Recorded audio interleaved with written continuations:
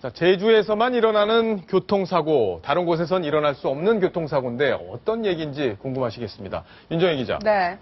제주에서만 일어났다고 하면 특별한 사정이 있는 건가요? 어떻습니까? 네, 오늘 새벽 2시쯤에 제주도 도로에서 사고가 났는데요. 예. 이 도로에 누가 부딪혔냐? 말 8마리와 차들이 부딪혔습니다. 말이요? 네. 예. 그러니까 말 8마리가 도로로 뛰어들어서 지금 빨간 원 안에 누워있는 게 바로 말들의 시체입니다. 아, 그래요? 네.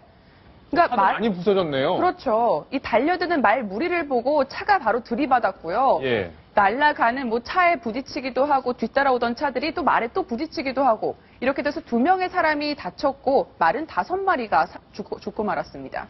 예, 말이 한 필에 굉장히 비쌀 텐데 몇 억 원씩 하지 않나요? 그렇죠. 근데 저 말이 도대체 어디서 왔냐 이것도 좀 궁금하실 텐데요. 네. 저 도로 주변으로 말 농장이 굉장히 여러 군데 있다고 해요. 그렇군요. 그러니까 지금 경찰에서 추정을 하기에 이 밤에 주인이 좀 감시가 소홀해진 틈을 타서 울타리를 넘어서 말들이 저렇게 뛰어나온 것 아니냐 지금 그렇게 추정을 하고 있습니다. 예, 김태현 변호사님. 저런 경우 저도 처음 봤는데 저렇게 말이 이렇게 들어와서 사고가 났을 경우 이 책임 소재 그리고 배상 문제 이런 건 어떻게 되는 겁니까? 똑같이 차 부딪힌 경우랑 똑같다고 보시면 돼요. 아, 그래요? 그러니까 운전하다가 교통사고를 냈는데 차를 우리가 손괴할 수도 있고 사람을 칠 수도 있지 않습니까? 말도 똑같다고 보시면 됩니다. 어쨌든 이 사고를 낸 차량이 차주가 그 숨진 말의 주인에게 보상을 해줘야 됩니다. 그렇군요. 그러니까 말이 앞에서 이렇게 막 가고 있는데, 그죠? 그 뒤에서 차가 받았다. 그러면은 무조건 차 잘못이다. 아, 그럼요. 그렇죠. 물론 말 같은 경우 그런 경우는 있을 거예요. 이 말이 거기가 이제 다니는 길이 아니기 때문에 갑자기 말이 쏟아 들어와가지고 사람으로서는 어쩔 수가 없었다라는 점을 주장을 할 수 있겠으나 당시 주위에 말 농장들이 많고 제주도 같은 경우에는 말이 이제 많이 다닐 수 있다는 거 어느 정도 예측도 가능했을 것이거든요. 예. 그렇기 때문에 아마 이 차량 주인에게는 어느 정도의 보상 책임이 뒤따를 겁니다. 근데 네. 제가 또 궁금한 건요. 이 차주가 당시에 음주운전을 하고 있던 것으로 확인이 됐거든요. 그러니까 음주운전 상태에서 도로를 가다가 말들을 보고서 미처 좀 못 피한 건데 이럴 경우에는 더 피해 어떻게 되는 건가요? 이 소렌토 운전자의 과실이 더 커지는 건가요? 그럼요. 그러니까 예를 들어서 이제 아까 말씀드린 제가 운전자의 과실 얘기를 했는데 만약에 음주 상태였다, 그 다음에 무면허다, 그다음에 또 과속을 했다. 이런 경우에는 운전자 과실이 거의 100% 인정되기 때문에 이런 경우에는 음주운전까지 더불어 있다고 하면 그 차 주인이 책임을 피할 수는 없게 되겠죠. 예. 굉장히 돈을 많이 배상을 해야 되지 않을까 이런 생각도 듭니다. 윤정혜 기자, 다른 사건 소식 하나 또 있죠? 네, 이 서울 송파구에서 아주 또 끔찍한 사건이 하나 있었습니다. 네. 서울 송파구 마천동에 있는 사람들 아주 많이 다니는 근린공원 화단에서요, 한 가방이 발견됐는데요. 이 가방 안에서 발견된 건 바로 영아의 시신이었습니다. 아주 피투성이가 되어 있는 그런 속삭이에 감싸져 있는 영아의 시신이었는데요. 마치 갓 태어난 것처럼 탯줄, 태반 모두 다 있었다고 해요. 그래요? 네. 그런데 경찰에 좀 분석을 해보니까 태어난 지는 한 열흘 정도 된 것으로 보인다. 그러니까 태어난 직후에 어떤 돌봄도 받지 못한 상태로 저렇게 유기가 된 것으로 보인다라고 경찰에서는 밝히고 있는데요. 아직까지 누가 저렇게 유기를 한 것인지는 드러나지 않고 있습니다. 지금 영상에 보이는 것처럼 저런 주홍색 이 천 가방 안에 지금 영아의 시신이 들어있는 채로 발견이 됐습니다. 그랬군요. 당시 이 사건을 목격한 사람 저희가 직접 인터뷰를 해봤는데요. 그 목소리를 직접 들어보시겠습니다. 그러니까 오신 줄 알고 턱턱 쏟아지더라고. 그래서 그냥 기절을 해서 쓰러졌지 내가. 가방이 여기 있고 애기는 저쪽에 있더라고. 그래서 그냥 애기 땀 포대기가 벌겋더라고. 발이 요만하게 녹아 있고 파랗더라고. 발도 두툼하게. 할머니가 저 옷까지 같은 거 있는 거 들은 줄 알고 가방 속에 들어가서 끌러 보니까 그게 있더래. 최초에 발견했을 때 많이들 놀라셨을 텐데 김태현 변호사, 네. 결국엔 저거 살인이라고 볼 수 있는 겁니까? 그럼요. 영아도 예. 사람이기 때문에 당연히 엄마 뱃속에서 나왔기 때문에 사람으로 보는 것이고요. 다만 이제 우리 형법에 영아 살해죄라는 게 있습니다. 그건 뭐냐면 일반 살인보다 좀 감경해서 처벌하는 것이죠. 예. 영아 살해죄 같은 경우는 요건이 두 가지입니다. 일단 분만 직후에 아이여야 됩니다. 근데 이 사건 같은 경우에는 지금 태반이나 탯줄이 남아있는 걸로 봐서 분만 직후에 아이인 것은 맞는 것 같고요.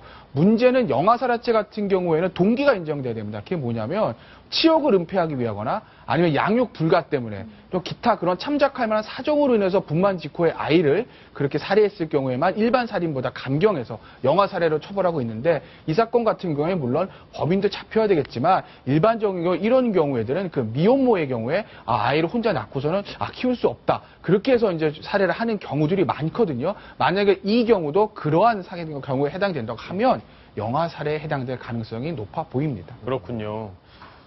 예, 황승욱 차장 뭐 하실 말씀 있습니까? 이런 경우 그 미혼모들 있지 않습니까? 네. 이렇게 아이를 이렇게 영아 살해를 하는 경우를 막기 위해서 교회 같은 데서 이렇게 박스를 운영하고 있습니다. 베이비 박스를. 그래서 예. 그 사람들이 보이지 않는 시간대에 가서 그 안에다 그 아이를 넣어놓으면 그 교회에서 단체에서 그 아이를 데려다 키운다고 합니다. 그렇군요. 그러니까 하나의 생명이기 때문에 저렇게 버리고 죽게 하는 것보단 하나의 생명을 좀 이렇게 지켜주고 보존해주는 그런 방법이 있었는데 잘 모르고 또 어릴 경우에는 그렇죠. 이 엄마가 어릴 경우에는 당황하고 이런 것 때문에 아마 저런 범죄가 벌어질 안타깝네요, 텐데 좀. 네. 황순욱 차장이 얘기한 그 내용이 많이 좀 홍보가 돼서 네. 그런 것들이 알려졌으면 하는 생각이 드네요. 윤정혜 기자. 근데 네. 사실 이런 일들이 이번뿐이 아니라 자주 발생하는 것 같더라고요. 그럼요. 바로 지난달에도 있었어요. 이 아, 지난달이자 새해 첫날인 1월 1일부터 있었죠. 경남 경산에 있는 한 주유소 뒤 컨테이너 박스에서요. 한 아이가 쓰레기랑 같이 봉지에 담긴 채로 시신으로 발견이 됐었습니다. 예. 그때도 잡고 보니까 누구였냐.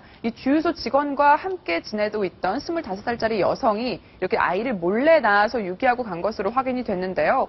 이 여성과 같이 지냈던 이 주유소 직원은 이 여성이 임신한 사실조차도 모르고 있었다고 합니다. 그래요? 네. 그러니까 자기와 함께 지내고 있던 남자친구도 모르게 혼자 아이를 낳고 이렇게 유기하고 도망을 쳤는데요. 결국 남자친구의 설득으로 자수를 했었죠. 예.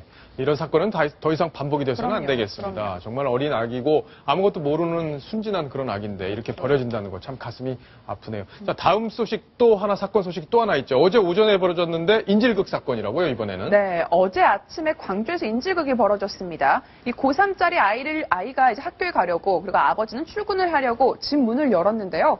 갑자기 강도가 칼을 들고 뛰어들어옵니다, 집 안으로. 예. 그러면서 휘발유를 뿌리면서요. 그 거실에 있던 아내한테는 10억 원을 내놓으라라고 인질극을 벌인 겁니다.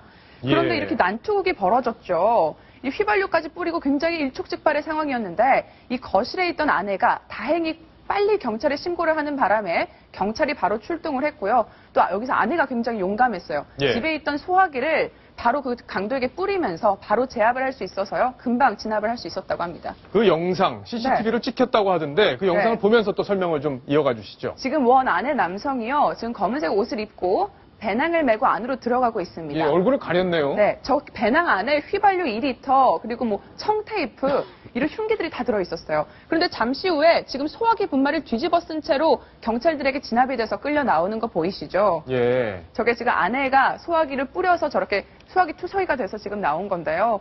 굉장히 흉측한 일이죠. 지금 저 범인은 이미 이 범행 전에 이 집에 굉장히 많이 와봤다고 해요. 사전 답사를 한 거죠. 네. 저렇게 아주 익숙하게 계단을 통해서 들어가는 모습 볼 수 있었습니다. 근데 경찰이 저 과정에서 좀 미숙하게 대응한 부분이 있다 이런 얘기가 있던데요. 네, 아내가 네. 빨리 전화를 해서 경찰이 출동을 했다고 말씀드렸잖아요. 그랬죠.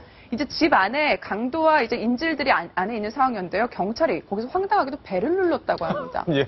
이 벨을 눌렀을 때 벨소리를 듣고 강도가 무슨 생각했겠어요. 예. 이거 얘네가 신고했구나, 경찰이 출동했구나, 이걸 알 수 있었겠거든요. 만약에 조금만 거기서 더 뭐 나쁜 생각을 먹었다 하면은 예. 인질들이 다칠 수도 있는 아주 그런 위험한 상황이었는데 경찰들이 거기서 조금 미숙한 건 아니었을까 싶습니다. 하지만 거기서 아내가 또 지혜를 발휘한 게 네. 휴대전화 문자 메시지로 이 집 비밀번호를 알려줬다고 해요. 그래서 아. 결국 경찰들이 문을 열고 들어갈 수 있었죠. 그렇군요. 김태현 변호사님, 예. 만약에 그렇게 경찰이 미숙한 대응을 해서 사건이 더 커졌다 이럴 경우에는 어떻게 되나요?